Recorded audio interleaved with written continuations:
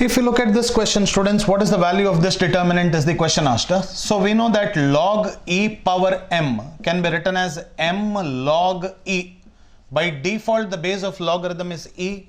Log e base e is equal to 1. So you'll end up with the answer called m, which is the power itself.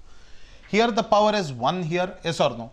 So I can write this as 1, 2, 3, then 2, 3, 4, and then 4, 5, 6. All of you see here. Every row is in AP, correct or not? Since every row is in AP, direct, straightforward, the answer to the question will be equal to 0. But I can explain you. How is that answer 0? You can write in the competitive exam, if every row is showing arithmetic progression, every column is showing, every row is showing arithmetic progression, then the answer to the question is 0. Is it okay? Now see here. How to do? C2 forms C2 minus C1 and C3 forms C3 minus C1. Is it okay? So I can write now 1, 2, 4 and then 2 minus 1 is 1, 3 minus 1 is 2. 3 minus 2 is 1, 5 minus 4 is 1, 4 minus 2 is 2, 2.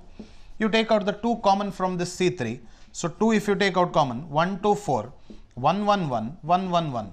Because these two columns are equal, the value of the determinant is 0. 2 into 0, answer is 0. Otherwise, straightforward, if you see either rows or columns in arithmetic progression, directly the answer to the question is 0.